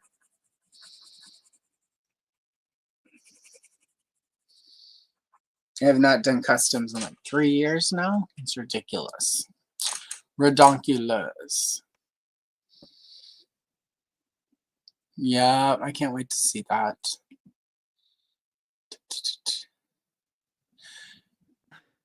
Yeah, you know, and that's the thing. Like, they're not priced for kids to buy them and play with them. So, like, as long as they display well, that would be either. I bet Nacelle would do that, and it's possible too. Right now with Super 7 Reaction Plus, they could also do the Bionic 6. They would Super do them in 7's having a plastic. good week. I'm impressed. Yep. After the gloom and doom. Yep. Well, there's just some people who, no matter what Super 7 does, are never going to like anything about them. It's like me and Todd. Like, and Todd could turn around tomorrow and announce, I have the contract for this much longer, and surprise, it's the Women of DC Superpowers line. Oops, all ladies edition. Oops, all lady. Golden Age Wonder Woman, Mod Wonder Woman. 3 different versions of Donna Troy in 3 completely different costumes. No reuse. Black Canary. 80s Black Canary. Zatanna. Original. 80s. 90s. Here, a bunch of different Starfires. Like he could release 24 women characters and superpowers and price them all $5 each and make enough that everyone could have them, and I would still distrust him at this point. And I think Yeah. for some people that's the Brian Flynn thing. They're just at this point, he's a bitch eating crackers.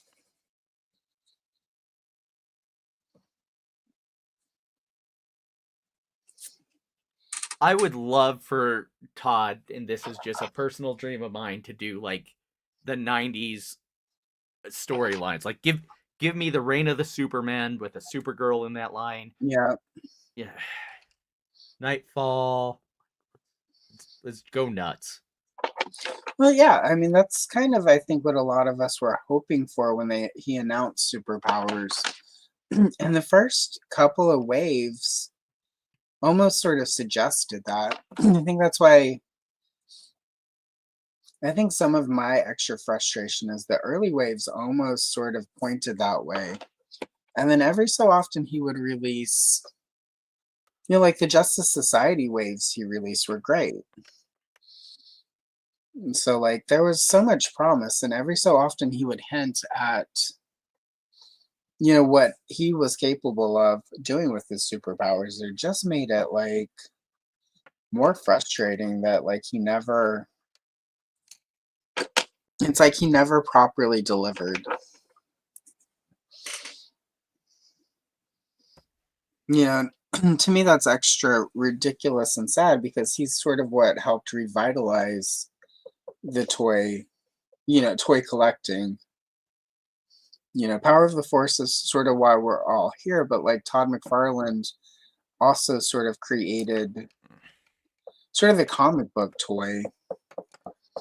Like, yeah, there was like Toy Biz and Superpowers and Mego and stuff, but like he actually created sort of what superhero toys are today. Like, it's just sort of disappointing that he's so disappointing in his delivery. Oh, Todd. That's the New York accent, but you're from Canada.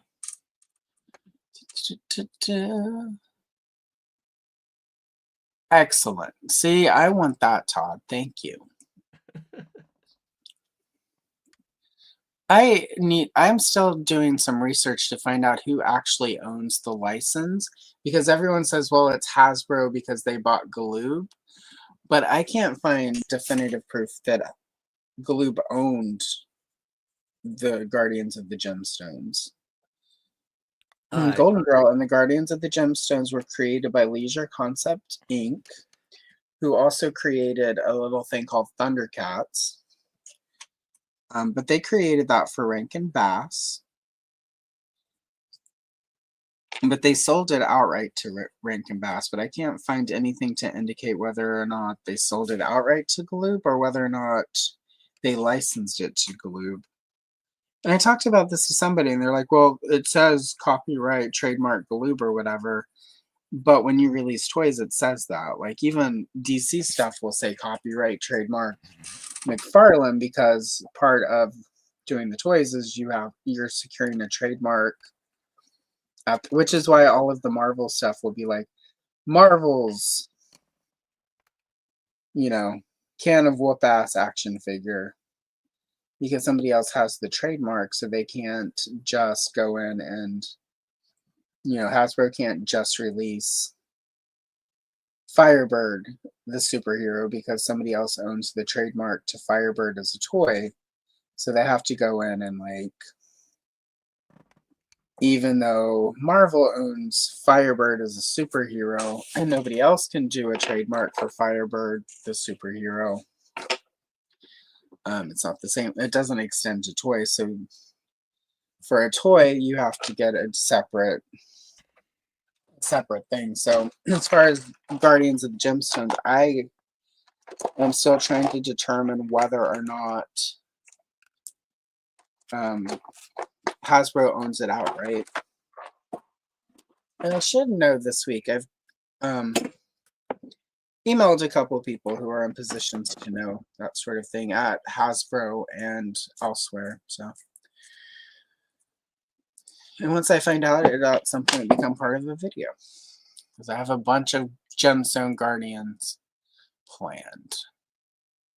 I will tell Andrew that as far as Kyle Rayner goes, I have pointed out to Kyle at Mattel that Rayner has a new costume, so we need a new toy. I really appreciate how available he has been to the fans. I am just excited that now that the Turtles are moving to Mattel, between Ratcatcher at DC and Rat King, Kyle could give us a sexy Ratcatcher and a sexy Rat King at Mattel as well. Well, the bad news is he has confirmed that he is not touching Turtles. That doesn't mean somebody there can't be inspired. It's true. That's by the true. Work of Kyle.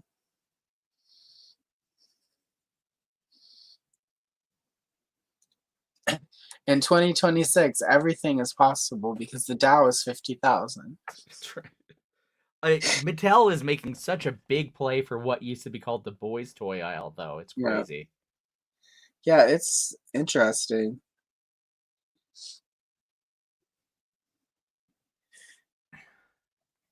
Well, Playmates still has Power Rangers, so there you go.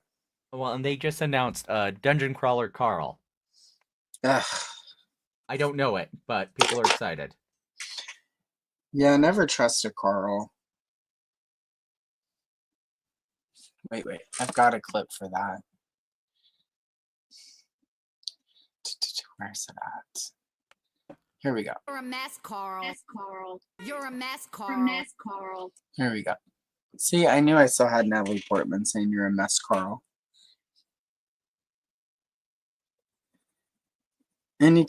I'll have more clips, you guys, I promise. No matter if Andrew hates them or not. People love sound clips, Andrew. You gotta get in. And people love olives. That's why we have to bring them out.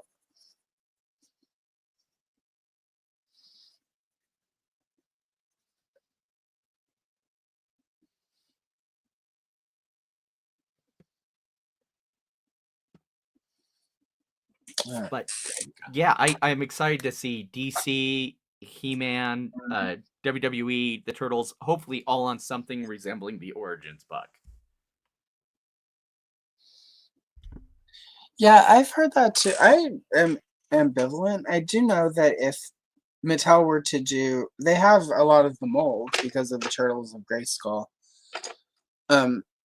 Hopefully Mattel has paid attention to some of the missteps of Playmates and gives like the Origins version of Turtles. But with Turtles of Grayskull, they have a lot of the actual sculpting. They could just do a sort of like Origins with Turtle. They could use a lot of those bucks and just give us the characters. Hopefully they do that also at some point with DC, so that we can have. Well, they have some fairly plain female bucks from the WWE figures and the Masters of WWE. Well, in the cartoon collection, like the torso for the women figures in that line are completely neutral. Like all the armor and stuff is a plastic overlay that can be removed. So between that and like with Frosta, they did the way they did the boots, like they're no cuffs, so they're just like smooth. So like they have everything they need in origin scale for Motu that they could easily do like an Origins DC. Sort of, how Hasbro has done with Marvel, where it's like, they've got a couple really generic bodies that they can paint however to do certain character, because spandex is spandex, guys. So It is unfortunate that Todd, in all his wisdom, has decided to make the Nightfall Catwoman his generic female buck. right. Even though I still love the Jessica Cruz figure. I picked her up and she's just fantastic. The Nightfall Catwoman though, like the purple bodysuit is pretty generic. Like that is a pretty generic body. It's the high gloves and the high boots that That's make true. it rough. Couldn't just resculpt the bicep and the thighs. Well, he could. He just chose not to because he's Todd.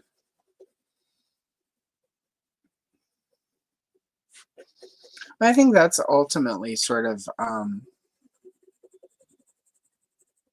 what sort of cemented it, right? Is that after all of it, like he's kind of double. The reason we're not getting women in superpowers is because he knows we want them, and he's just being defiant at this point. And like that's a problem, right? He can say, "Oh, it's the tooling, it's this, it's that," but like if he had done just one generic woman body, like he could have done so many figures. The same way he used the same generic man body for so many superpowered figures. Hey, buying EB games in Canada wasn't cheap. Gotta save money somewhere. Did he do that? He himself didn't, but one of the co-owners of McFarlane Toys did. Got it. Well, which is why some of the harder to find McFarlane figures are plentiful at EB Games in Canada. And there we are. Todd.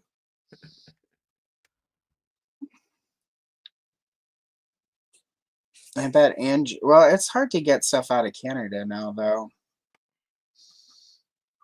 And somebody who tried to send me something, and the tariffs to send it was like ridiculous. And it's like, I'm not buying it. It's a gift. Like, too bad. It's got a declared value. That's not how gifts work. I'm gonna cry the minute the Mafex Hush Robin finally comes into stock in Japan, and I have to pay to ship it in. Yeah, that would be really cool.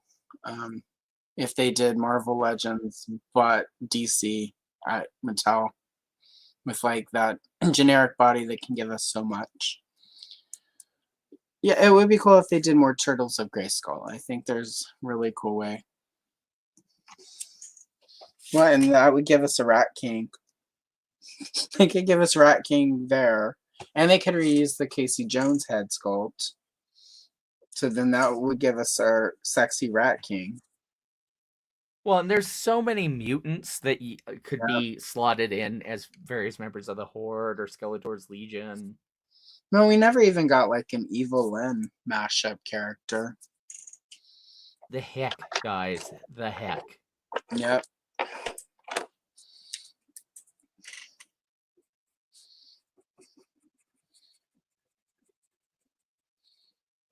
Like an Evil Lyn Irma mashup would have been fire. Oh, what's the name of Shredder's daughter? Someone. Quick.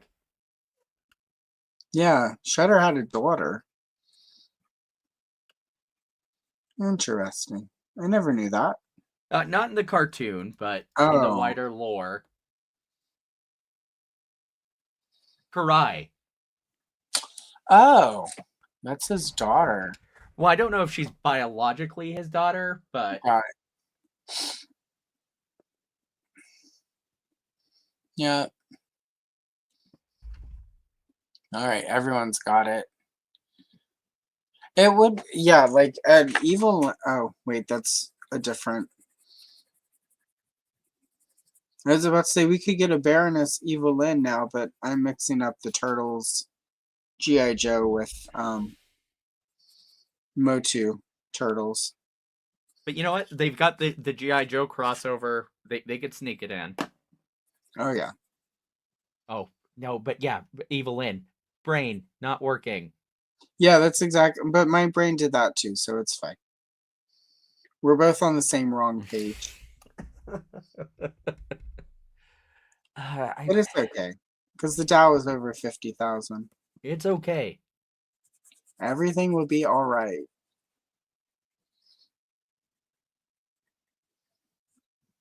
I just have to find small things to distract myself. Like, I wonder how the Gorillas are going to be guests on SNL in a couple weeks. How they're going to pull Yep, that off. it's an interesting quandary. Maybe they'll wear gorilla masks. Yeah, or they might just do projection, or maybe they'll go the route of the official Gorillas cover band. Mm-hmm. Maybe they'll put a curtain up that you can't see through, but they'll be on the other side of the curtain. Oh, like they did for Demon Days. Mm-hmm. Like the Wizard of Oz. Like the Wizard of Oz. All right, let's. Oh, yeah, that's right, because we did start a little late. I was like, what? The time says this. But I'm almost finished with Gene, so we're going to at least. We're going to keep going until Gene is done so I can finish the whole page. And being that I've never colored any Bob's Burgers before, I feel like I did all right today. I have to say, I'm a little bit disappointed that the characters turned a little bit more Caucasian than I wanted them to be in my color, but I just didn't Yeah, feel I good tried on my to. skin tone. I tried to work around that. I feel like I got as good as I could get without. I sh I should have um I should have practiced or come up with something, but you know, they're closer-ish. The sand, the brown, and then the peachy salmon helped. It's not a good blend skin tone, but from far away it's okay. Up close it's a big old mess.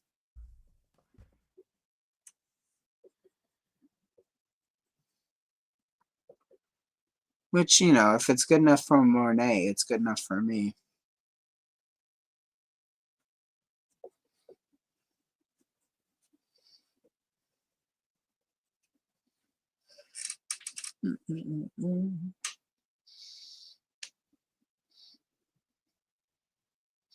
Yeah, from this point forward, like for all time, it's gonna be, and the Dow is over $50,000. Like it's just a thing we have to do now. Well, you know, it's something I always said before, but I do appreciate Bob's Burgers for giving us I'm ready for the adult table C in this economy. Right. Hmm.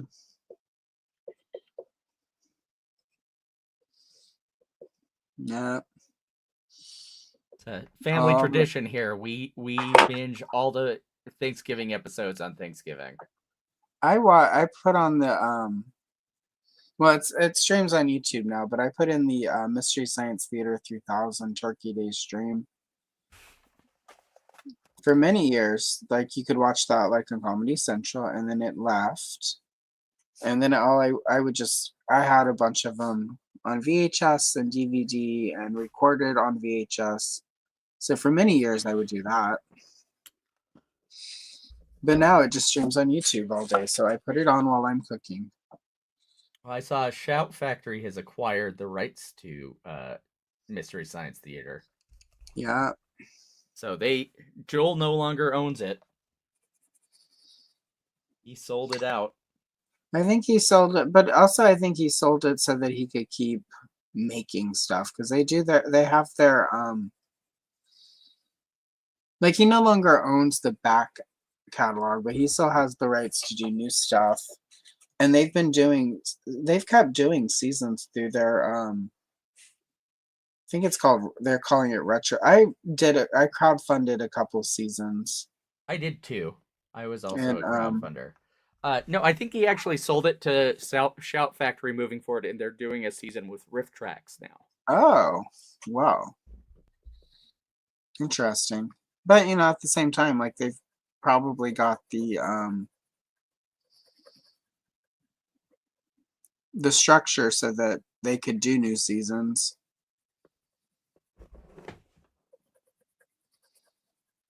But no, I've even seen a couple of live performances of MST3K. Oh, nice. I've never been able to make one. The first time was with Jonah, and then with Joel/Emily.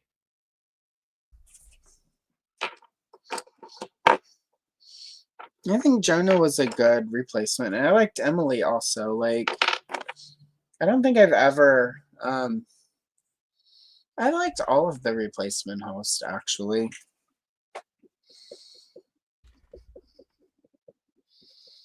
I know there are people like it's just not the same, but like at the same time,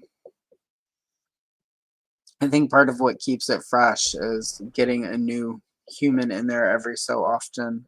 Right.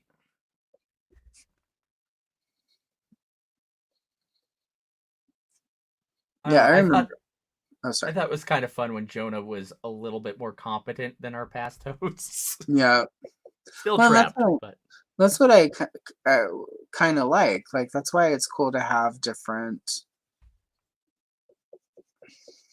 the different hosts. Just each one of them have different personalities. yep. I really liked. Oh gosh, Felicia. It's Felicia Day, right? Yep. I really like her as the evil scientist. Well, and then we got Patton Oswalt is the son of TV's Frank. Yeah.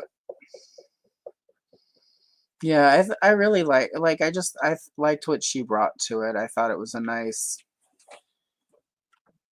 Again, it's nice to refresh it, like, and bring new dynamics, and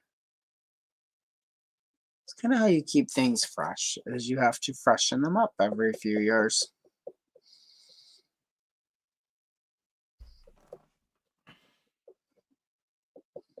No, we're almost done, Gene.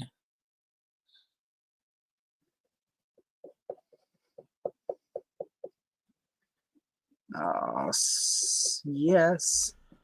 Oh, it feels so nice when I fit. Well, I mean, like, I'm still gonna do some touch up, but I always like it when I finish up on a stream. There we go.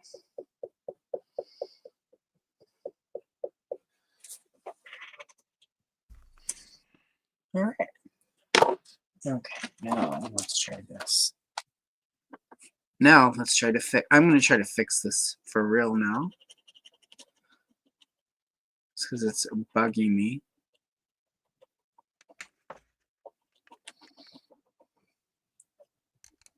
All right, perfect. How is yours? I got my base colors down. I didn't get to do a lot of shading and stuff. They're there. Excellent. Very nice. That looks good though. I mean, it's not like there's a ton of shading in Bob's Burgers anyway, though. Right. Like, I'll quickly embiggen mine. There we go. Get it to focus a bit more. Yeah. All right. Excellent. All right, Chris, where can the people? We should wrap it up because it is over 2 hours. Technically, Right. it's not over 2 hours of stream because shenanigans behind the scenes, but Right. I can be found nowhere really right now. I do have a channel called Shiny Plastic People. It yeah, is not really updated at the moment. Hopefully one day I'll get my act together and we can start talking Mattel and DC. it's the proper time for a Shiny Plastic People relaunch. It's true. You could just, I mean, literally, you could just get on every day and do like 15 minutes of smack talk about Todd McFarlane. And then Todd did this thing. You could probably get a really big. I mean, like there are people who've built entire YouTube careers on like talking smack about like Rob Liefeld and his inability to draw feet. You know, the thing is, though, I don't like negativity, which is bad for That's a YouTube. good point. I Yeah. would much rather talk about the things I like and that are good in this gosh dang world. Oh wow. It has been like 5 months since you dropped a video. That's anyway. Well, you know, life has been busy, so Life is life. life is. We've been on Wait. so long, my main light turned off. Yeah, I just got the I just got the your phone's about to die. Molly, you're in danger, girl. Um so yeah. Anyway, so I put the link in chat for Chris's channel. If you're not following him, go follow him. And really quick, where can the people find me? Let's see what I've got coming up. Okay, there we go. Scheduled. All right, so tomorrow I'm dropping strawberry shortcake video. It is the family portrait set, which is a vintage 1980s paint by number set. I scanned it, turned it into a coloring page, but I also sort of take it out of the box and show it off so you can see what it looks like. There are shorts this week, including a never-ending story short. Next Friday, Color and Chill is the destruction of Alderaan. And on Saturday, we're doing an ephemera video where I'm going to flip through some of my vintage strawberry shortcake storybooks. And then next Sunday, I'll be here with Colt from the Dad at Arms channel, and we'll be coloring some Masters of the Universe. So, and then I think on Thursday, we're going to do the Retro Cavalcade Toy Fair episode where we talk about everything we liked about Toy Fair. And we'll throw more shade at Todd. He knows what he did. He knows. Don't forget to hit the like. I think everyone here is subscribed, but if you're not subscribed, you should subscribe. And for all of my olives, thank you for being a member of the channel and helping me create. Every little bit counts, and I adore you all. And so with that, we will leave you with the most pressing question of the 1980s that, in my opinion, remains unanswered. I haven't made up my mind yet. Incidentally,